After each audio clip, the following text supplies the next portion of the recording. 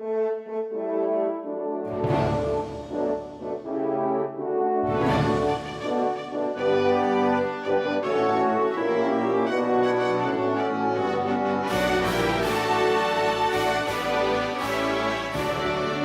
Románov, la Crimea rusa y su destino. Episodio 1. 1783. San Petersburgo. La emperatriz Catalina II de Rusia emite un manifiesto anunciando al mundo la adhesión voluntaria y sin derramamiento de sangre de la península de Crimea al Imperio ruso. Reza lo siguiente: juramos solemnemente que nosotros y los sucesores de nuestro trono consideraremos a esos residentes locales iguales a nuestros súbditos. Juramos proteger sus propiedades, lugares de culto y religión nativa. Se suele marcar el inicio de la historia rusa de Crimea desde el reinado de Catalina la Grande. Esto es en parte correcto, porque Crimea se unió al imperio durante su reinado, pero veamos los acontecimientos históricos anteriores. La península de Crimea, una mezcla de culturas y religiones del mundo, fue campo de batalla de guerras interminables a lo largo de su historia milenaria. Muchos pueblos invadieron estas tierras, griegos y romanos, godos y hunos, así como los jázaros y la Horda de Oro, de quien el Kanato de Crimea pasó a formar parte en el siglo XV.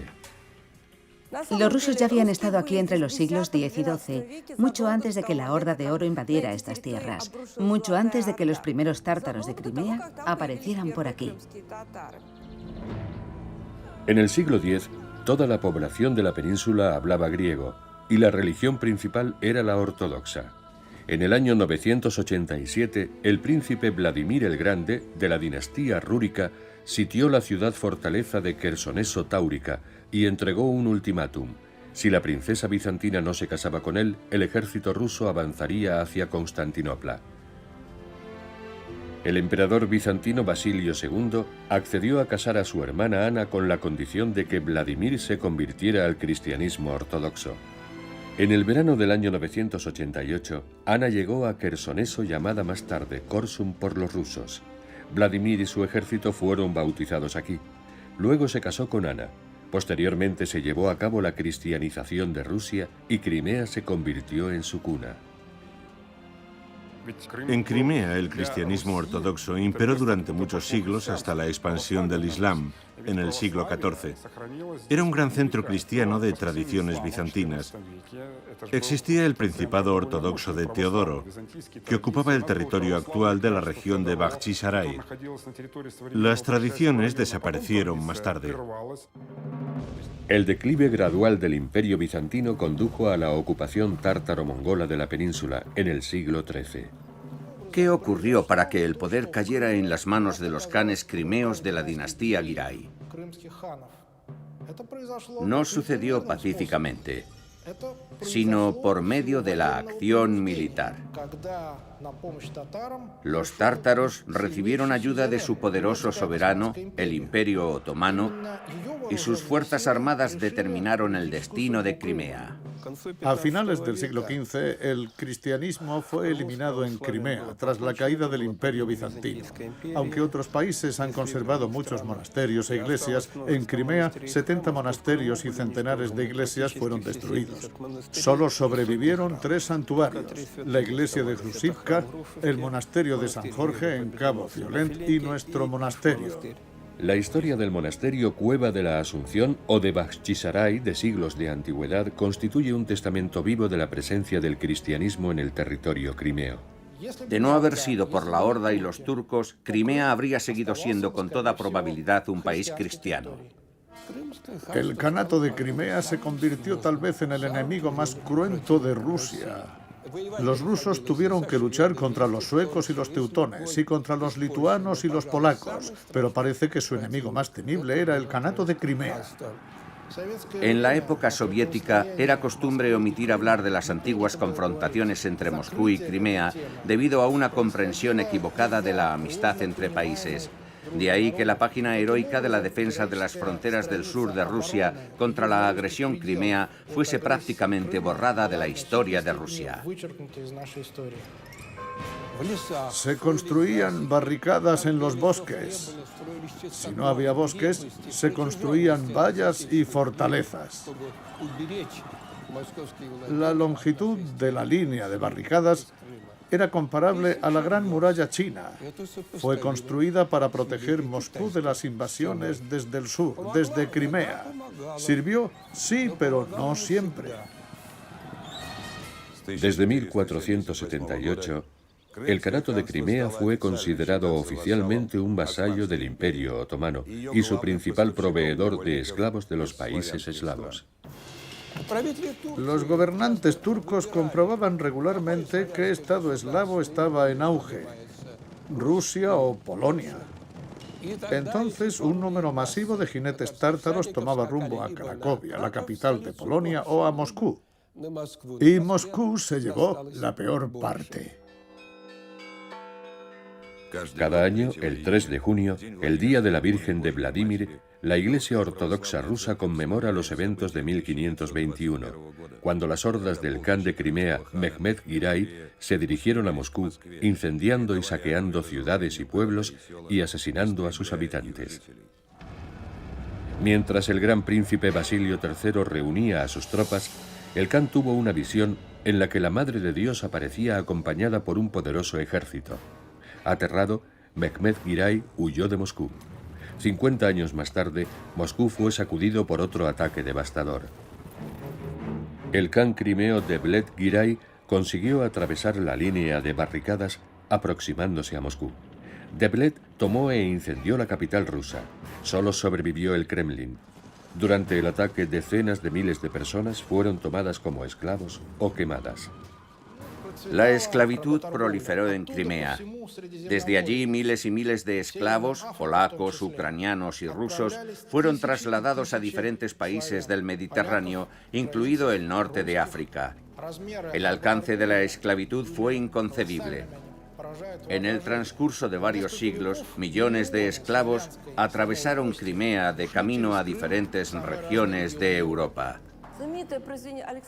El célebre poema de Alexander Pushkin, La fuente de Bakhchisarai, describe la rivalidad entre dos esposas muy queridas del Khan Giray, una polaca y la otra georgiana. Las dos mujeres fueron llevadas al harén, una capturada en Polonia y la otra en Georgia, y fueron convertidas en esclavas. Es una preciosa y conmovedora historia, y además está basada en hechos reales. Eso era lo que estaba ocurriendo realmente en Crimea. El país floreció gracias a unas condiciones económicas prósperas construidas sobre la esclavitud y la coerción. Crimea tenía muchos miles de mujeres eslavas esclavas, incluido el propio harén del Khan. De eso habla la fuente de Bakhchisarai. Los niños eran muy buscados. Los transportaban en unas cestas especiales. Capturaron hasta un total de 70.000. Luego se vendían en Kaffa, el mercado de esclavos más importante de aquella época. Kaffa, actualmente Feodosia, una antigua colonia de Génova, era famosa por ser la capital del comercio de esclavos. Así que antes de que Crimea fuera anexionada, pasando a formar parte del Imperio ruso y más tarde se bañara repetidamente en la sangre de los defensores rusos, se bañó primero en las lágrimas de aquellos desafortunados esclavos rusos. Así que Rusia sufrió por Crimea desde mucho tiempo atrás. Finalmente, la respuesta militar de Rusia al Kanato de Crimea se hizo inevitable. Durante la regencia de la princesa Sofía, Golitsyn llevó a cabo dos campañas que no tuvieron éxito, pero fue el primer intento serio de frenar los ataques sufridos durante siglos. Pedro I capturó la fortaleza de Azov. Bajo el reinado de la emperatriz Ana, hubo 5 campañas contra Crimea. Por primera vez el ejército ruso entró en la península. En el reinado de Isabel I se hicieron avances en la anexión de Crimea a Rusia. En 1762, Catalina II accedió al trono y el régimen se enfrentó de nuevo al problema de Crimea. En 1769 comenzó una guerra contra Turquía como consecuencia de un ataque del Khan de Crimea. Esta vez su objetivo era Nueva Rusia.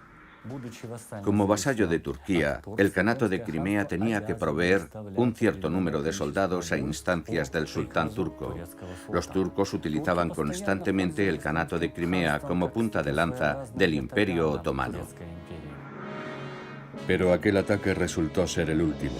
El general Vasily Dolgorukov derrotó al ejército del Khan de Crimea, Selim Giray, y llegó hasta Bakhchisaray. Más tarde, la emperatriz Catalina la Grande le premió con el título de Krimsky, que significaba Crimea. Posteriormente se erigió un obelisco en conmemoración de aquel acontecimiento en Simferópol.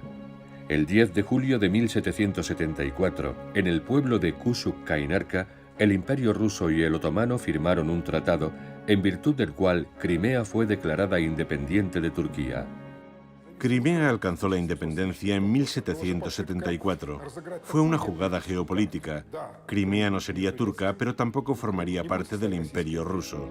La emperatriz escribió: «No tenemos intención de anexionar la península con sus hordas tártaras a nuestro territorio.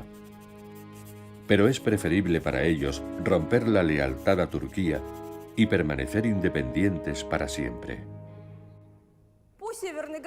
Las tropas rusas estaban posicionadas a lo largo de la frontera norte del Kanato de Crimea, separándolo de las fértiles tierras rusas y sus habitantes. Las tropas debían impedir los ataques armados. Pero los turcos no abandonaron sus intentos de recuperar el Kanato de Crimea bajo su dominio. Desembarcaron en la costa de Alusta y su plan era cargar atravesando las montañas hacia Bakhchisaray, instigar una rebelión y acabar con los rusos. Pero en las montañas se toparon con un solo batallón, liderado por un teniente coronel poco conocido entonces, Mikhail Kutuzov. Portando el estandarte, condujo a su batallón y fue gravemente herido en la cabeza. La bala entró por su sien izquierda y salió por la derecha. Todos los cirujanos pensaron que moriría, pero varios meses después regresó al servicio castrense. Un médico dijo: «Supongo que Dios le ha salvado para que haga algo grande». Kutuzov tuvo suerte de sobrevivir, pero siguió derramando sangre por nuestra península de Crimea para que permaneciera dentro de Rusia. Mientras tanto, Crimea afrontaba una batalla entre los bandos pro-turco y prorruso. En 1776, los tártaros de Crimea juraron lealtad a Shahin Giray, a quien la emperatriz Catalina II había favorecido y apoyado en su intento de europeizar el Kanato. Se modeló a sí mismo a imagen de Pedro el Grande. Instituyó una guardia al estilo europeo. En su residencia dormía en una cama, lo que causó descontento y sospechas de que había traicionado su fe y desertado, entregándose al enemigo. Shahin Giray intentó llevar a cabo reformas, pero ni la élite local ni el pueblo en general apreciaban sus ideas. Aquello dio lugar a constantes revueltas, lo que impidió que Shahin Giray pudiera gobernar esta tierra. En aquella época, Grigori Alexandrovich Potemkin, gobernador general de Nueva Rusia, participaba activamente en la construcción de la flota en el sur, pero se veía obligado a atender los asuntos de Crimea. Así que Potemkin trasladó a Alexander Suvorov allí y le nombró comandante de las fuerzas crimeas. Suvorov no era una gran celebridad todavía, pero tenía en su haber varias victorias. Además, Potemkin lo conocía como brillante diplomático y superintendente. Esas mismas cualidades las mostró en Crimea. Si nos fijamos en el mapa de Nueva Rusia, en los pueblos que rodean la actual Mariupol, veremos muchos nombres crimeos. Por ejemplo, Vieja Crimea, Yalta, incluso Alupka. ¿Cuál es el motivo? Fue el resultado de las acciones de Suvorov en 1778, cuando, obedeciendo órdenes de las autoridades, llevó a cabo la reubicación de los griegos y armenios de Crimea. Bajo el mando de Suvorov, todos los cristianos fueron sacados de Crimea. ¿Por qué? Porque empezaban a ser masacrados allí. Según la leyenda, los griegos que habían estado viviendo cerca del monasterio de la Cueva de la Asunción se llevaron una réplica del maravilloso icono de la Madre de Dios. Ciudad de Mariupol significa ciudad de María en griego. Aunque según el Tratado de Kushuk-Kainarka, Turquía ya no tenía derecho sobre Crimea, seguía interfiriendo en los asuntos internos del Kanato. En 1778, barcos turcos con tropas listas para desembarcar se aproximaron a las costas de Crimea. pero fueron recibidos por el teniente general Suvorov. Los turcos decidieron dar media vuelta y marcharse antes de que fuera demasiado tarde. Y Turquía contaba con el apoyo de los estados occidentales. Siempre recibió el apoyo del Reino Unido y de Francia. Hubo incluso una ocasión durante otra guerra ruso-turca en que Suvorov se encontró con el embajador francés en un baile. Suvorov se acercó a él y le dijo: «Muchas gracias, querido señor». Cuando el embajador le preguntó por qué, Suvorov le contestó: «He recibido una medalla gracias a los turcos que ustedes enviaron contra nosotros». Mientras tanto, el inicio de la vida pacífica en el Kanato independiente de Crimea era perturbado constantemente por conflictos en la familia Giray. Los khanes crimeos practicaban la poligamia, así que tenían muchos hijos y muchos hermanos, y por tanto había muchos candidatos al trono. Y Turquía los localizaba, los enfervorizaba e intentaba manipularlos para provocar insurrecciones.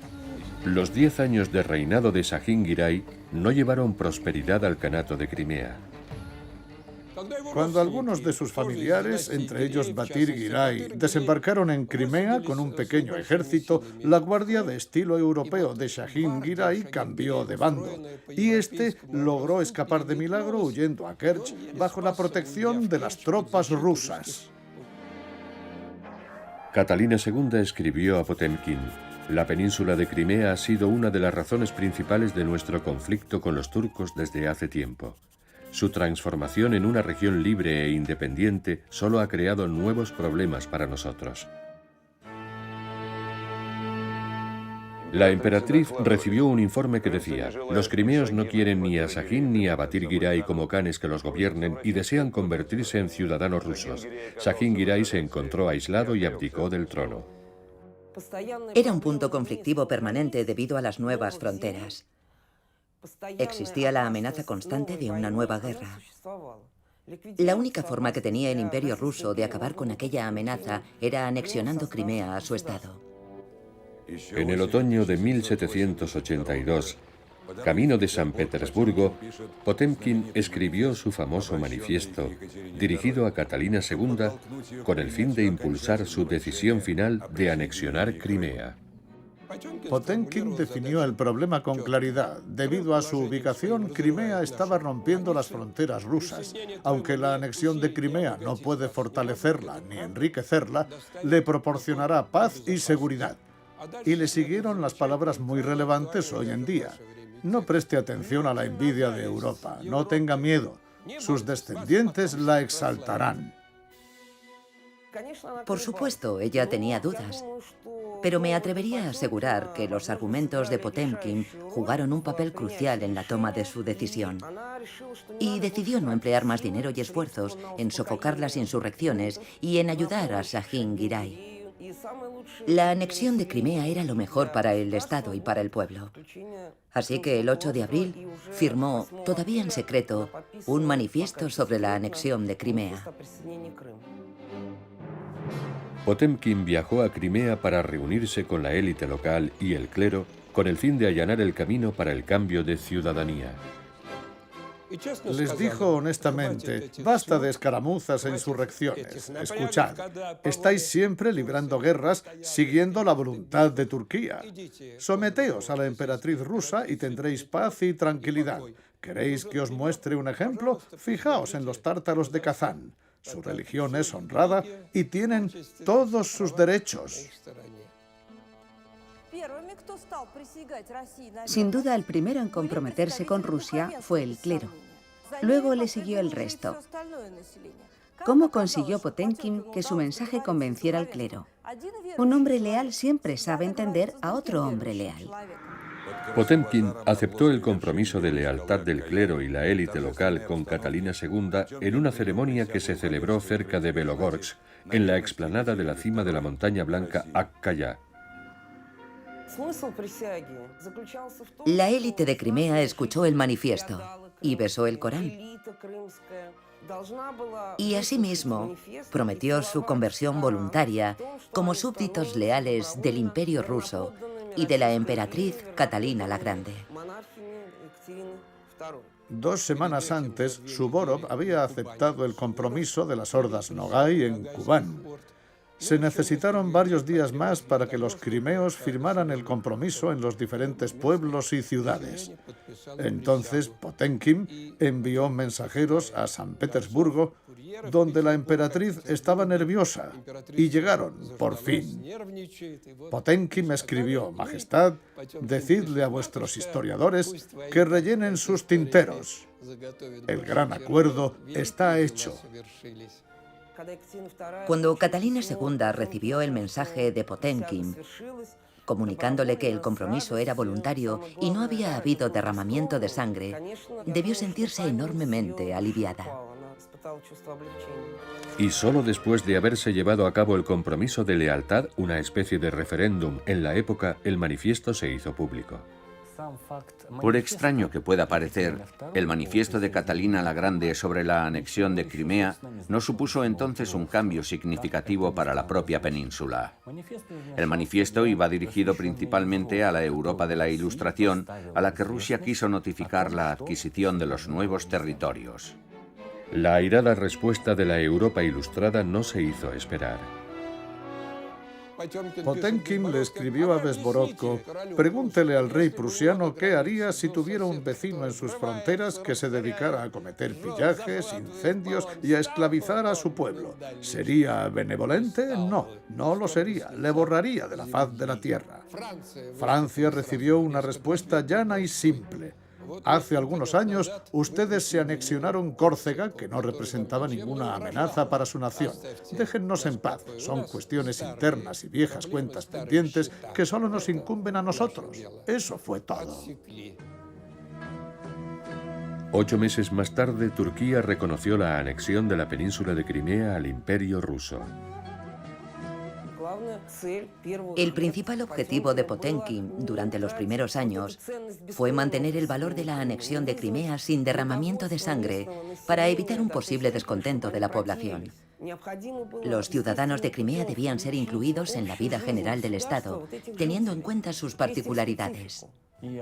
Una de las primeras peticiones de la comunidad local al gobierno ruso fue que no acantonaran soldados en su territorio para impedir que los oficiales rusos entraran en sus harenes. La petición fue escrupulosamente respetada. En uno de sus primeros decretos, Potemkin escribió: bajo ninguna circunstancia serán acantonadas tropas rusas. Los oficiales rusos no deben entrar en los harenes de los tártaros de Crimea. Tras la anexión rusa de Crimea, en 1783, un gran número de nobles tártaros que había apoyado a Turquía huyó de Crimea, dejando rebaños, grandes parcelas de tierra y valiosos tesoros. Muchos de ellos dejaron también a sus esposas y sus harenes. Todas estas propiedades, excepto las mujeres, por supuesto, fueron repartidas entre los lugareños. Corrió el rumor de que los tártaros de Crimea iban a ser reclutados por el ejército y eso les atemorizó. Los consejeros de Catalina II le aconsejaron que dictara un decreto que lo impidiera. Lo hizo y el problema se resolvió. Sí, muchos se fueron. Se marcharon libremente en grandes oleadas a través de los puertos de Crimea. Y pasado el tiempo, un gran número de ellos pidió permiso para regresar. Después de todo, Turquía no era precisamente la tierra prometida. Cuando Crimea fue anexionada, no era la Crimea que conocemos hoy en día. Era un territorio tremendamente agreste, con un fuerte potencial de desarrollo. Desde que Crimea pasó a formar parte de Rusia, mucha gente vino aquí. Primero se instalaron algunos ciudadanos rusos y después llegaron personas procedentes de Ucrania, mezclándose y formando la población distintiva de Crimea. En 1784 enviaron a 12 soldados para establecerse aquí. Luego trajeron para ellos a 12 mujeres desde el sur de Rusia. Los soldados se quitaron sus sombreros militares. Entonces cada una de las mujeres se acercó a escoger un sombrero y se casó con su dueño. Luego construyeron sus hogares. Lo más sorprendente es que los descendientes de aquellos 12 soldados aún viven en el pueblo. Yo soy una de ellas, de la línea de los primeros colonos.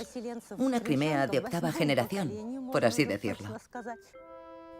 Entre las piezas expuestas en nuestro museo hay dos pequeños zapatos rusos. El calzado de cuero era muy típico en todas las etnias y recibía un nombre distinto dependiendo de su procedencia, pero todos en Crimea lo usaban. Algunos lo llevaban en sus casas y otros mientras trabajaban en los campos. Otra de las ideas de Potemkin fue atraer a colonos extranjeros. Los ciudadanos alemanes fueron seguramente los primeros en ser convocados y Catalina II debió de favorecer a sus antiguos compatriotas. Los asentamientos alemanes se establecieron en la península mucho antes que otras comunidades extranjeras. Las personas que emigraron a Crimea gozaron de beneficios, incluyendo la exención de impuestos durante un periodo que oscilaba entre 15 y 30 años. Así que durante mucho tiempo la gente no pagó impuestos. También les regalaron ovejas y toros y bueyes para arar los campos. Y en caso de tener que comprarlos, el precio era muy reducido. El gobierno se dedicó prácticamente a regalar las tierras de la península de Crimea a los agricultores, a veces incluso por la fuerza, porque la gente no quería aceptarlas. ¿Y por qué se negaban? ¿Por qué se mostraban hostiles ante la sola idea de poseer tierras en Crimea?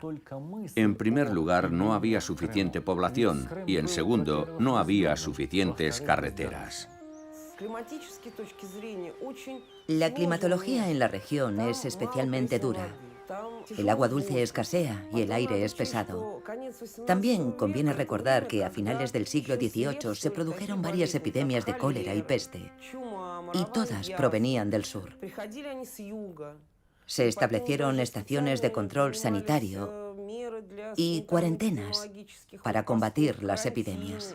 Pero no siempre resultaban útiles. El propio Potemkin padeció la fiebre de Crimea, unos episodios febriles que más tarde se convertirían en la razón de su muerte prematura. Catalina II impuso condiciones muy estrictas a los colonos. En pocos decenios tenían que transformar los acantilados rocosos en jardines en flor. Los terratenientes locales eran conscientes de que tendrían que invertir enormes sumas de dinero en unas tierras de Crimea por las que no sentían ningún aprecio. Pero nadie osaba desobedecer a la emperatriz. Necesitaban proveerse de agua. Tuvieron que sondear y perforar mucho para encontrarla y luego construir pozos para extraerla. Muchas de las plantas y arbustos que cubren la costa sur en la actualidad fueron plantados allí expresamente. Antes solo crecían pequeños arbustos silvestres llenos de enormes y puntiagudas espinas. También se creó un nuevo sistema de gobierno, similar al que estaba vigente en el Imperio ruso. Su principal característica fue designar a ciudadanos locales, tártaros, tártaros de Crimea, griegos y armenios, para ocupar diferentes puestos administrativos. Crimea progresó gracias a la llegada de los nuevos colonos. Naturalmente había cristianos, tanto griegos como armenios, residiendo en estas tierras que ya cultivaban la vid. Pero carecían de cepas y de capacidad económica suficiente para elaborar vino en cantidades significativas. Sin embargo, a partir de la anexión y gracias a las ideas de Potemkin, la viticultura llegó a desempeñar un papel prominente en la economía de Crimea. El objetivo del Imperio ruso era acceder al Mar Negro. Una vez logrado, era necesario contar con una flota naval. Potemkin impulsó la creación de la flota del Mar Negro. Potemkin fue a comprobar con sus propios ojos el puerto de Akhtiar del que tanto había oído hablar por parte de Suvorov y otros marineros. El puerto fue bautizado con el nombre de un pequeño pueblo tártaro situado en sus orillas llamado Akhtiar, que significa acantilado blanco. Más tarde fue rebautizado con el nombre de Sebastopol. Y entonces vislumbró lo que sería la futura ciudad de Sebastopol, una ciudad digna de la gloriosa Rusia. Y escribió una hermosa carta a Catalina. Majestad, ese es el mejor puerto del mundo. Pedro fundó su capital a orillas del Báltico. ¿Por qué no habríais de hacer vos de este lugar la vuestra? El 10 de febrero de 1784, Catalina II firmó un documento histórico. Por la presente, decretamos la construcción de la gran fortaleza de Sebastopol en el lugar que ocupa la actual Akhtiar. Deberá contar con un almirantazgo, un astillero para buques capitales, un puerto y un asentamiento militar. Sebastopol se construyó prácticamente en un pedazo desierto de tierra gracias al esfuerzo de toda una nación.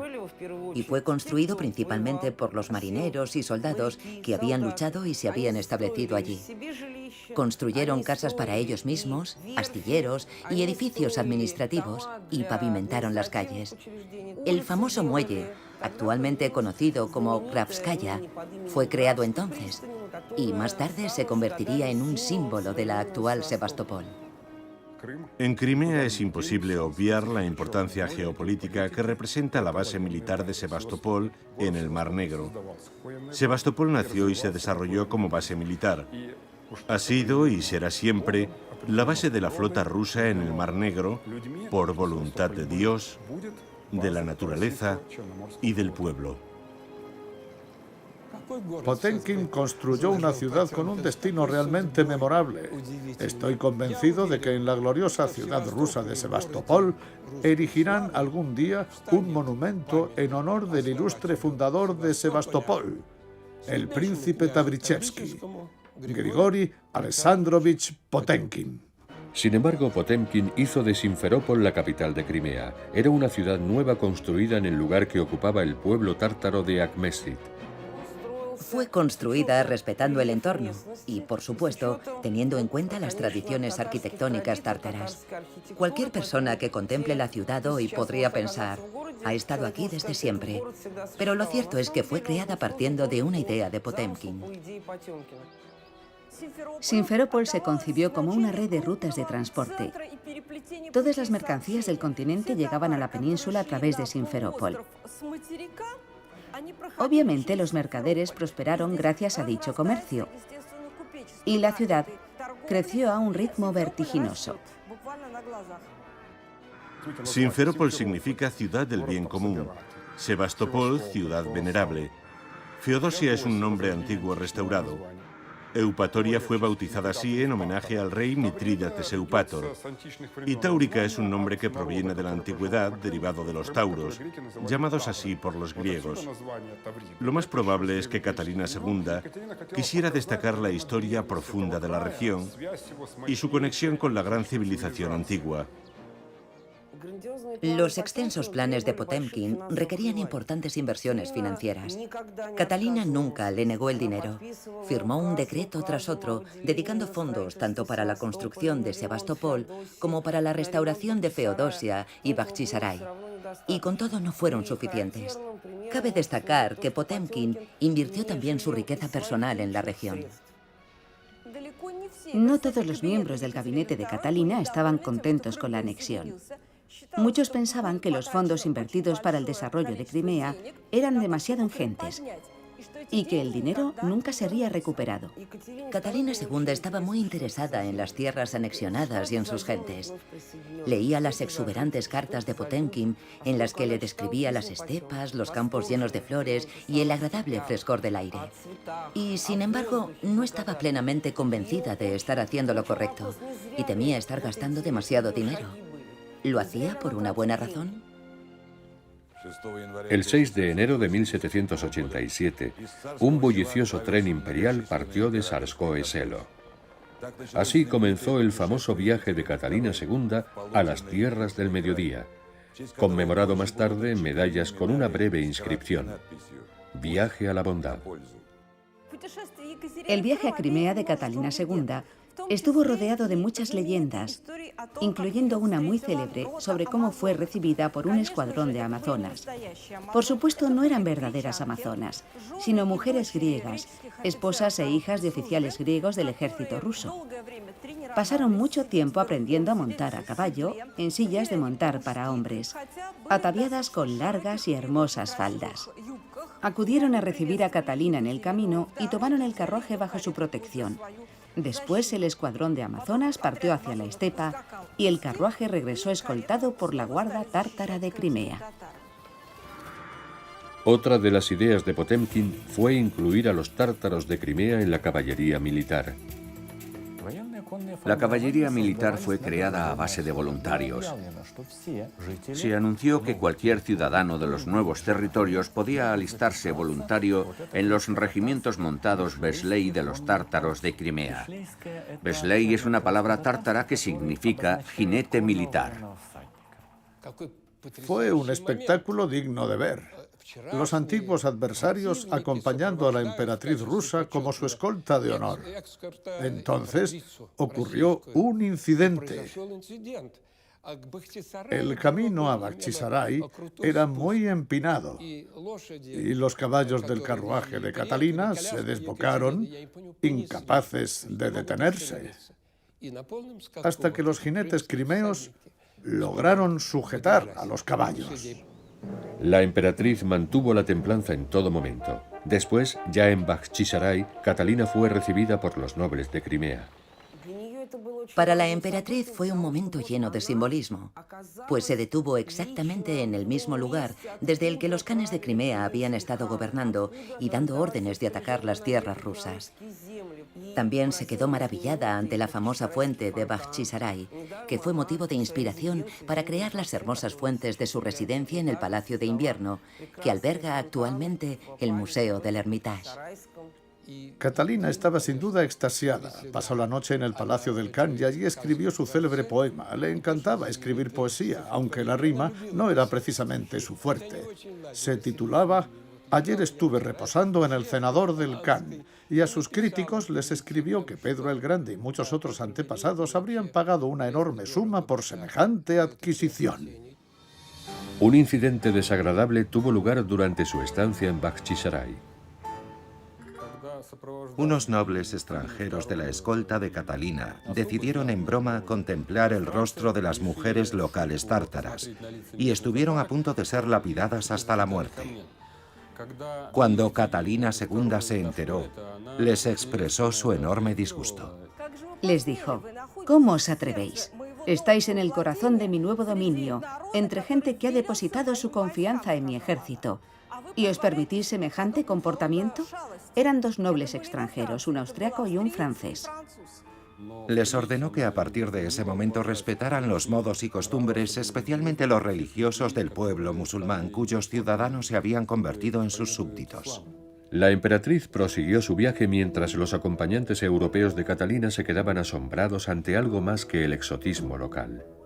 Los caballeros estaban absolutamente atónitos al encontrar edificios, tierras cultivadas, palacios imperiales y caminos bien trazados en una estepa que imaginaban vacía y desolada.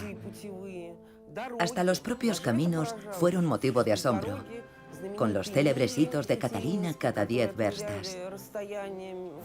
Fue un recorrido realmente memorable. Tanto más cuanto que toda la actividad de Potemkin estuvo rodeada de intrigas tanto por parte de personajes maliciosos de San Petersburgo como de diplomáticos extranjeros.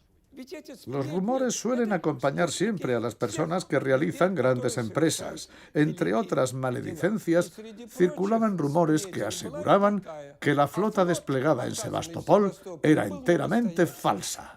Fue aquí, en Inkerman, cerca de las ruinas de una antigua fortaleza genovesa, donde el príncipe Grigori Potemkin mostró la segunda flota del Mar Negro a Catalina.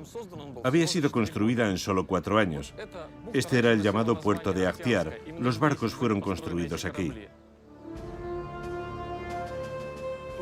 Todo sucedió después de una cena formal celebrada en un palacio del Camino. A una señal de Potemkin, los lacayos dejaron caer las pesadas cortinas que cubrían los grandes ventanales, mostrando a Catalina y a sus invitados el puerto más hermoso que pueda imaginarse, con su espléndida flota naval saludando a la emperatriz.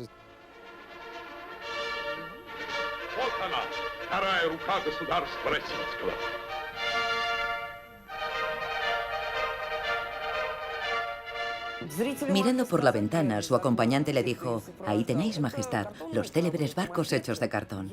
No creo que Catalina lo creyera en ningún momento. En su itinerario estaba programada una visita a los buques, así que ella misma los inspeccionó personalmente a bordo de un barco especial, acompañada por el emperador José II de Habsburgo y algunos diplomáticos extranjeros. Catalina se dirigió a los marineros. «He hecho un largo viaje para veros, amigos míos». Entonces un osado remero gritó: ¿qué más podemos esperar de nuestra madre emperatriz? Al oírlo, Catalina le dijo a Potemkin en francés: sus marineros son muy elocuentes. Catalina contempló la flota por primera vez. Por un lado, logró que algunos aliados de Rusia, como por ejemplo Austria, ratificaran su alianza. Y por otro lado, muchos de los observadores europeos que la acompañaban en su viaje comprendieron que Rusia fortalecía su posición en las costas del Mar Negro y así se le debía reconocer. Los rumores sobre la falsa flota se disiparon, por supuesto. Sin embargo, el mito de los pueblos de Potemkin perduró y se convirtieron casi en una marca registrada del propio Potemkin y de Rusia. Constituye uno de los mitos más maliciosos vertidos contra Rusia. Los pueblos y las ciudades eran muy reales y aún hoy siguen en pie. Estamos en uno de los pueblos de Potemkin, que, como puede verse, es muy real. No tiene nada de cartón. Este pueblo se llamaba entonces San Petersburgo Masanki. Según una leyenda que ha pasado de generación en generación, fue la propia Catalina la que dio nombre a este pueblo. Masanka significa cabaña con paredes de arcilla. El pueblo se construyó utilizando piedra de las canteras locales, posteriormente revocada con arcilla. Nosotros, los aldeanos nacidos aquí, queremos devolver el nombre histórico a nuestro pueblo. La gente menciona los pueblos de Potemkin en la prensa, en la televisión, incluso en la Duma, totalmente inconsciente de que los pueblos de Potemkin son el orgullo de Rusia. Fue la mayor obra constructiva de Rusia en esas tierras meridionales. Por sus logros en la anexión de Crimea al Imperio ruso y sus esfuerzos por convertir la península en un territorio próspero y floreciente, Catalina II concedió a Potemkin el título de Príncipe Tabrichesky. Fue un honor distintivo. Antes que él, solo Rumiantsev-Sadunaysky y Dolgorukov-Krimsky habían recibido nombramientos por sus victorias y logros para el Imperio ruso. El viaje de Catalina desencadenó la esperada reacción de Turquía, que intentó regresar a Crimea. Así dio comienzo la Segunda Guerra Ruso-Turca. Potemkin la dirigió. Uno de sus protegidos, Kosakov, se distinguió en el mar y otro, Suvorov, en tierra. La guerra terminó con Turquía confirmando todos los acuerdos previos y reconociendo a Crimea como parte del territorio ruso. El príncipe Potemkin Tabrichesky no estaba destinado a vivir para presenciar la firma del Tratado de Jassy, que puso fin a las reclamaciones de Turquía sobre la península de Crimea. Sin embargo, Rusia recordará siempre la anexión voluntaria e incruenta de Crimea como el acontecimiento más importante en la vida del compañero más allegado de Catalina la Grande.